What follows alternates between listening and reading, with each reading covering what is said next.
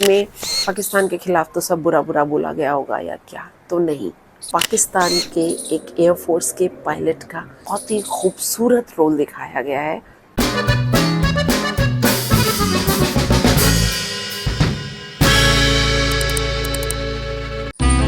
मधुस जो दिल कहे कि मेरी छोटी सी फैमिली को मेरा प्यार भरा नमस्कार, आदाब। रिसेंटली एक मूवी देखी है मैंने अमेज़ॉन प्राइम पर। मूवी का नाम है स्काई फोर्स और ये हमारे एयरफोर्स के 1965 और 1971 का जो पाकिस्तान के साथ वॉर हुआ था उसके ऊपर बेस्ड है। उसमें एयरफोर्स का रोल और उसके साथ कनेक्टेड कुछ कैरेक्टर्स के बारे में बात है। जहाँ मैं इंडिया और पाकिस्तान की बात करती हूँ और एयरफोर्स की बात करती हूँ, पता चलेगा कि हमारे जो साथी हैं कुछ वो ये सोचें कि इसमें पाकिस्तान के ख़िलाफ़ तो सब बुरा बुरा बोला गया होगा या क्या, तो नहीं। मैं आपसे आज जिस मूवी की बात कर रही हूँ उसमें किसी की इमेज को मलाइन नहीं किया गया है। इनफैक्ट इसमें पाकिस्तान के एक एयरफोर्स के पायलट का एक बहुत ही खूबसूरत रोल दिखाया गया है, पॉजिटिव रोल दिखाया गया है। तो मैं चाहूँगी कि जो भी हमारे व्यूअर्स हैं वो मेरे इस रिव्यू को भी ध्यान से सुने और उसके बाद अमेज़ॉन प्राइम खोलकर उस पर अगर ये मूवी आपके लिए अवेलेबल है तो उसको ज़रूर देखें। तो सबसे पहले ये मूवी बेस्ड जो है वो एक ट्रू कैरेक्टर्स के ऊपर बेस्ड है, लेकिन मूवी में नाम चेंज किए गए हैं। अक्षय कुमार इसमें विंग कमांडर का रोल प्ले कर रहे हैं और नाम है उनका कुमार ओम आहूजा। कहानी शुरू होती है 1971 के इंडो पाक वॉर के साथ, जहां पर कि एयर स्ट्राइक्स चल रही हैं और एयर स्ट्राइक्स के दौरान एक पाकिस्तान का फाइटर प्लेन गिरा दिया जाता है और उसके पायलट को as a war prisoner capture कर लिया जाता है। जंग शुरू हो चुकी है। हमारे अक्षय कुमार जो है in the role of wing commander, वो उन पायलट से कुछ क्वेश्चंस कर रहे हैं।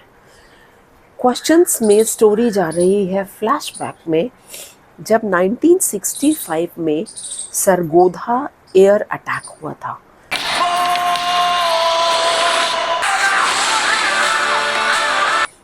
टी.के. विजया पिक्चर में जो दिखाया गया है, टी.के. विजया वो मिसिंग हो जाता है और ना सिर्फ मिसिंग हो जाता है बट यहाँ पर इंडिया में उसको प्रोटोकॉल तोड़ने के चक्कर में कोई अपना कंट्रीब्यूशन देने का उसको कोई रिवॉर्ड भी नहीं दिया जाता।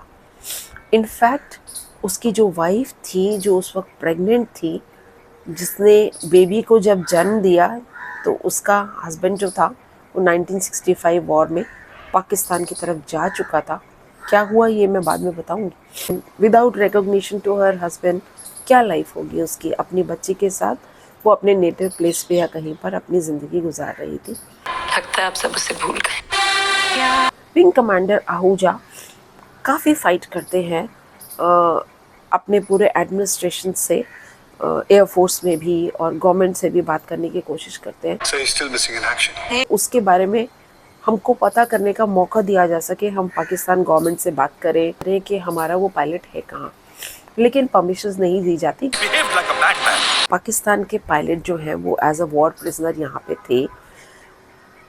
उनसे जब हमारे विंग कमांडर ने बात करी, वो अपने रूल्स के हिसाब से इंफॉर्मेशन तो नहीं दे पाए कि उस पायलट का क्या हुआ, लेकिन इतनी इन्फॉर्मेशन वो ज़रूर दे पाए कि हाँ वो पायलट आया ज़रूर था वहाँ पर। अब क्या हुआ उसके साथ में ये उन्होंने ठीक से नहीं बताया और जाते जाते बोल के गए मूवी के हिसाब से कि मैं बाउंड हूँ अपने रूल्स के हिसाब से, मैं इससे ज़्यादा आपको इन्फॉर्मेशन नहीं दे सकता। इतने सालों के बाद जब विंग कमांडर आहूजा रिटायर हो गए अपनी सर्विसेज से, तब उनको एक पोस्ट में एक किताब मिलती है और वो किताब जो है वो एक फॉरेन राइटर की है। वो उसका एक एक पन्ना, एक एक वर्ड पढ़ते हैं तो उनको एक पन्ने पर इस पायलट का जिक्र मिलता है, इनडायरेक्ट जिक्र। वहाँ से कहानी शुरू होती है इस पायलट को ढूंढने की।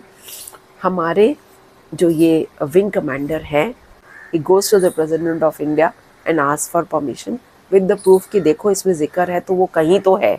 ये ढूंढने के लिए उनको निकलते हैं। पहले जाते हैं लंदन, उस राइटर से मिलते हैं, वहाँ से चीज़ें कनेक्ट होती हैं। एक बीवी जो इतने सालों से अपने हस्बैंड का इंतज़ार कर रही है, उसको ये भी नहीं पता कि वो वहाँ पर पाकिस्तान में वॉर प्रिजनर की तरह अपनी ज़िंदगी बिता रहा है, वो ज़िंदा भी है या मर गया है, क्या है, कुछ भी नहीं पता।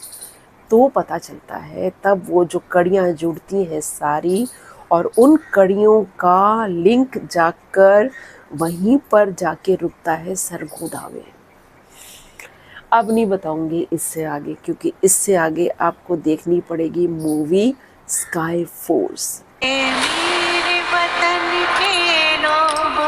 मैं सिर्फ इतना बताऊंगी कि इस वॉर हीरो को जो हीरो नहीं माना गया, जब ये पूरा खोद के निकाली गई सारी चीज़ें, तब पता चला कि उसका उसमें बहुत पॉजिटिव रोल था। उसने एक अहम भूमिका अदा की थी, जिसके लिए उसको 23 साल के बाद ये महावीर चक्र दिया गया। जो एक्चुअल नाम मैंने गूगल से ढूंढ के निकाला है वो है अजामादा बोपाया देवैया, ये इनका एक्चुअल नाम है। वो 1965 के वॉर के लिए 1988 में इनकी वाइफ को महावीर चक्र दिया गया, उनके कंट्रीब्यूशन टू द वॉर। तुम भूल न जाना उनको, इसलिए कही ये कहानी, जो शहीद हुए हैं उनकी। मैं बहुत इमोशनल हो जाती हूँ। Salute to all those. एक सिविलियन होता है ना, हम एज सिविलियंस जब सड़क पर जाते हैं, अगर क्राउड में भी खड़े हुए किसी के साथ कोई ज्यादती हो रही है, हम सिविलियंस में कोई हिम्मत नहीं करता कि वो जाकर उसको शट अप भी कर दे।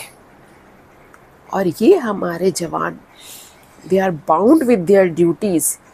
लेकिन क्या हर इंसान अपनी ड्यूटी के साथ बाउंड नहीं होता? हर इंसान होता है, लेकिन इनका डेडिकेशन टुवर्ड्स देयर ड्यूटी कितना होता है कि ये लोग अपनी जान हथेली पर लेकर पहुंच जाते हैं। धूप की दीवार पाकिस्तानी ड्रामा, उसका भी मैंने जिक्र किया था ना, उसको भी ज़रूर देखिएगा। कुछ ऐसी ही कहानी है, कहानी दोनों तरफ एक ही है। शहीद वहाँ भी होते हैं, शहीद यहाँ भी होते हैं। बहुत खूबसूरत मूवी है, ज़रूर देखिए। बहुत अच्छे इफ़ेक्ट्स हैं। हमारे जो आजकल मूवीज़ हैं ना, उनमें इतनी अच्छा कौन से इफ़ेक्ट्स यूज़ करते हैं काजल, ये जो जिनको हम सिनेमैटिक इफ़ेक्ट्स जिन्हें कहते हैं, इतना ब्यूटीफुल, ऐसे लगता है जैसे सब कुछ रियल में चल रहा हो। तो रिस्क लेना नहीं छोड़ेगा ना, जब जंग में कोई बाउंड्रीज नहीं होती है। And yes, there is a new entry जिनका रोल, ये टीके विजया का जो रोल जिन्होंने किया है, he is Veer Pahariya. He is a newcomer and he has done a beautiful role, बहुत अच्छा। और आजकल मैं देख रही हूँ जो भी यंगस्टर्स आ रहे हैं ना, इनका जो परफॉर्मेंस का लेवल है ना, वो इतना नेचुरल तरीके से कर रहे हैं। तो I really admire them and I wish कि हमारी जो फिल्म इंडस्ट्री है वो इन न्यू कमर्स को ज़्यादा से ज़्यादा मौका दे। They really deserve it. तो वीर पहाड़िया सुपर्ब, मज़ा आ गया। एंड हमारे अक्षय कुमार तो वैसे ही अक्षय कुमार हैं। फिर मिलती हूँ एक और एपिसोड में। नमस्कार।